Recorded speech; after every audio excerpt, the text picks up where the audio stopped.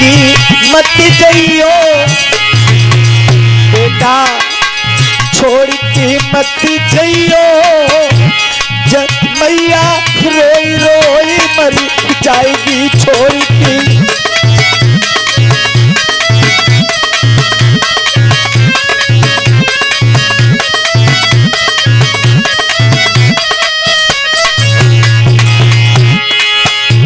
अरे छाती फटी जाती है मेरी, कैसी सूरत हुई गई तेरी,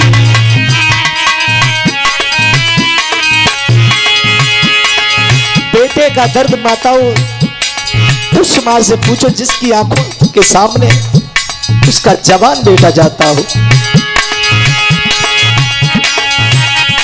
अरे छाती फटी जाती है मेरी, कैसी सूरत हुई गई तेरी, लौट बेटा आइयो बेटा, लौट ला आइयो, मैया रोई रोई मर जाएगी छोड़ के।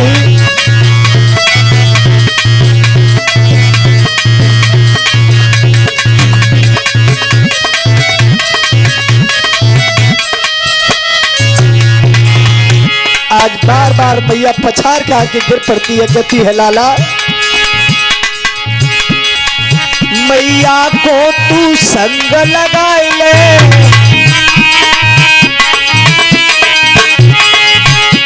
और स्वर्ग मढ़िया लाल छवाई ले,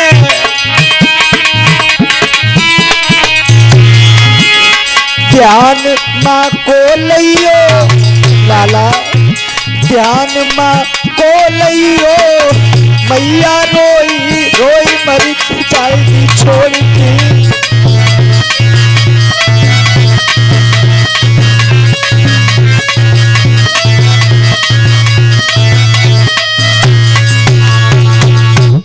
माताओं बहनों भाइयों, आज रानी तारा रोती सशक्ति हुई अपने बेटा रोहितास की लाश को लेकर, रात्रि का समय है, मरघट में पहुंची है, और माताओं बहनों भाइयों मरघट में पहरा दे रहे हैं महाराज हरिश्चंद्र। जैसे ही हरिश्चंद्र ने रोने की आवाज सुनी, कहने लगे कौन है जो रात्रि के समय मरघट में ये रो रहा है, हाथ में लंबा सा बांस है, लाठी है। पहुंच गए महाराज हरिश्चंद्र सामने। रानी तारा कहने लगी स्वामी मैं आपकी रानी तारा हूं और ये आपका बेटा रोहितास। महाराज हरिश्चंद्र कहने लगे कौन रानी तारा?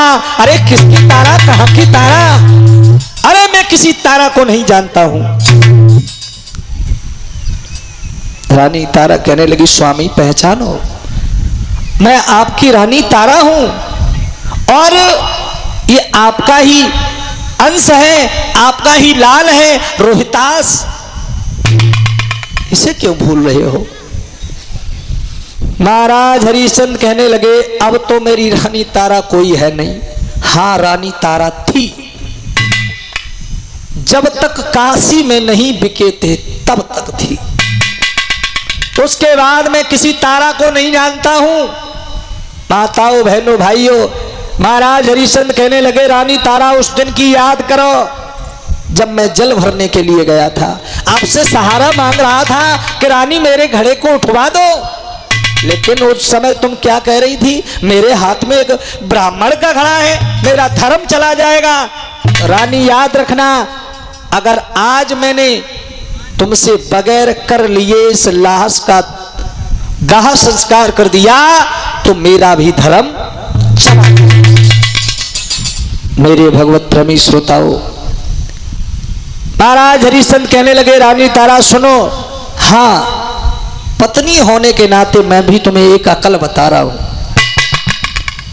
तुम्हारे शरीर पर जो आधी साड़ी है उसमें से आधी साड़ी फाड़ करके मुझे कर के रूप में दे दो तो लाश का आप दाह संस्कार कर सकती हैं। माताओं बहनों भाइयों, आज आधी साड़ी का तो कफन बना दिया। अब 10 हाथ की साड़ी होती है माताओं की, आधी साड़ी का कफन बना दिया, 5 हाथ साड़ी रह गई। फिर आधी में से आधी फाड़ी, 1/4 साड़ी। भला उससे क्या सर से लेके पैर तक तन ढक सकता है? नहीं ढकेगा। श्रोताओं, कफन में आधी से भी आधी साड़ी कफन में दी, आधी साड़ी कफन बना दिया, आधी में से आधी साड़ी कर के रूप में दे दी। अब लाश का श्रोताओं दफन कर दिया। लोग कहते हैं दाह संस्कार कर दिया, जला दिया। वो लाश जलाई नहीं गई थी।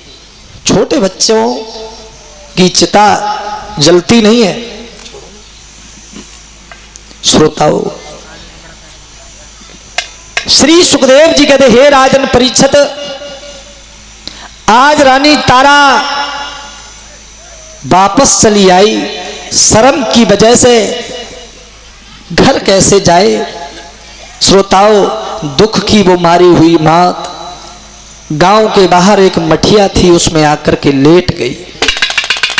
माताओं बैठी रोती रही, मठिया में रोती रही, लेकिन पहले तो दुख में नींद आती नहीं है माताओं, और नींद आ जाए तो बड़ी विलक्षण नींद आती है।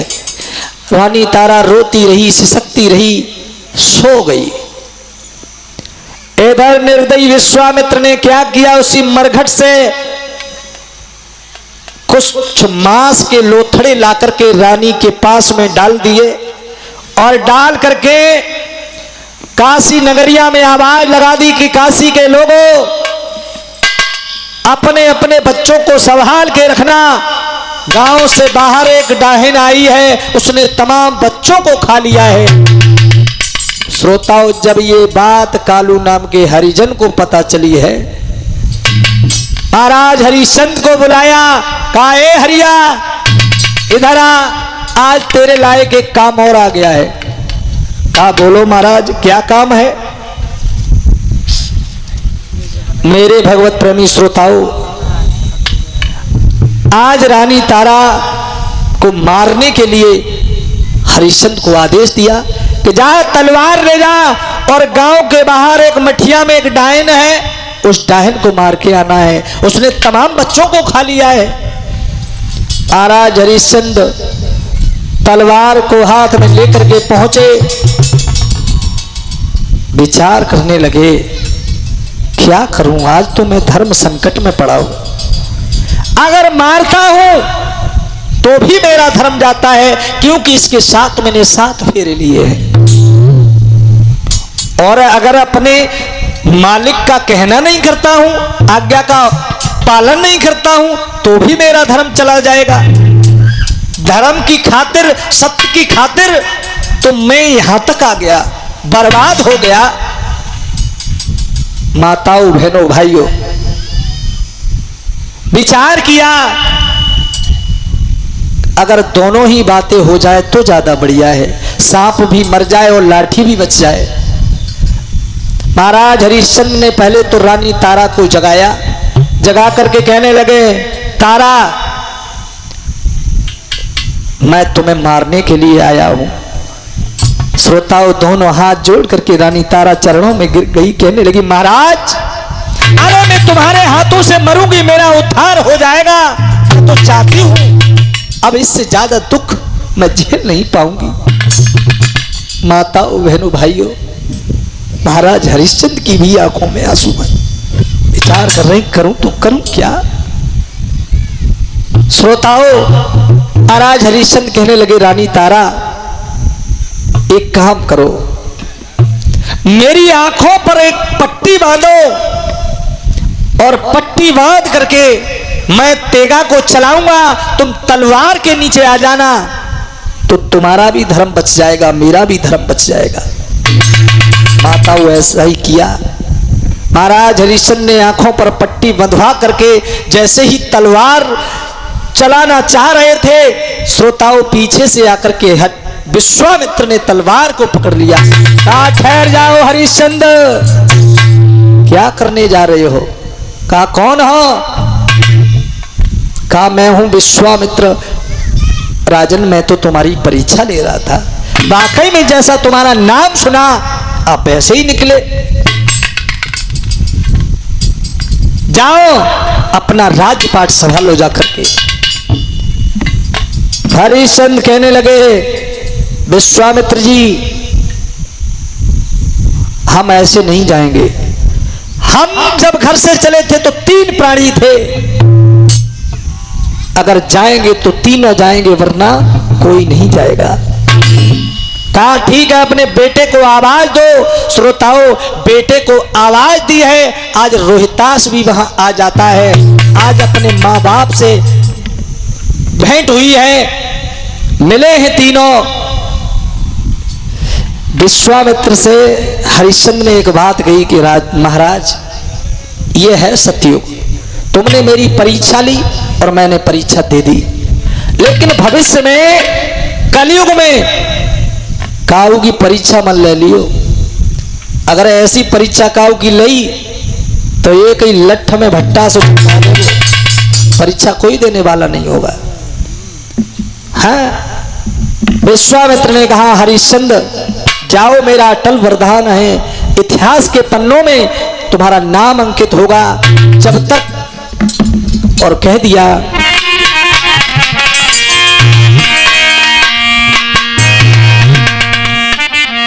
अरे जब तक सूरज चांद रहेगा हरिश्चंद्र तेरा नाम रहेगा।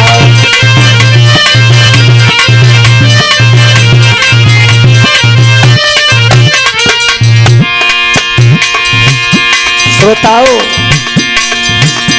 अरे जब तक सूरज चांद रहेगा अरे हरिश्चंद्र तेरा नाम रहेगा।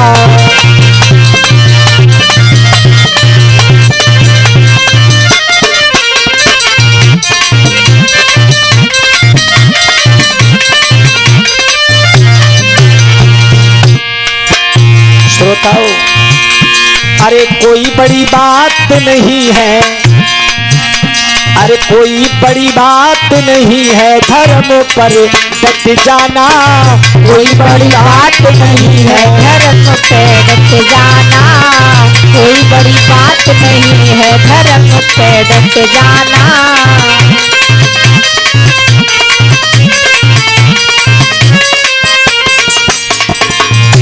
अरे धर्म पे डट गए हरिश्चंद्र राजा। धर्म पे डट गए हरिश्चंद्र राजा। धर्म पे डटे हरिश्चंद्र राजा। धर्म पे डटे हरिश्चंद्र राजा। बाकासी नगरिया के बीच, बाकासी नगरिया के बीच बिके तन बिक जाना। कोई बड़ी बात नहीं है धर्म पर डट जाना। कोई बड़ी बात नहीं है धर्म पर डट जाना।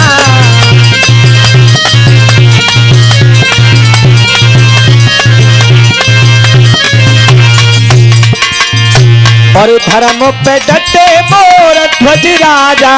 धर्म पे डटे मोर ध्वज राजा। धर्म पे डटे मोर ध्वज राजा। धर्म पे डटे मोर ध्वज राजा। अरे 6 महीना को लाल, अरे 6 महीना को लाल कटे तन कट जाना। कोई बड़ी बात नहीं है धर्म पे डट जाना। कोई बड़ी बात नहीं है धर्म पे डट जाना।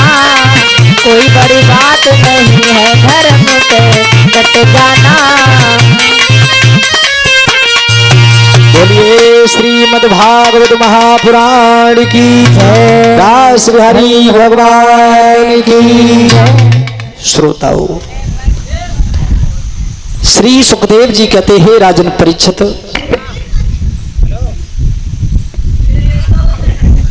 एक 2 लाइन का सभी प्रेम से ताली बजा करके हरि कीर्तन करेंगे।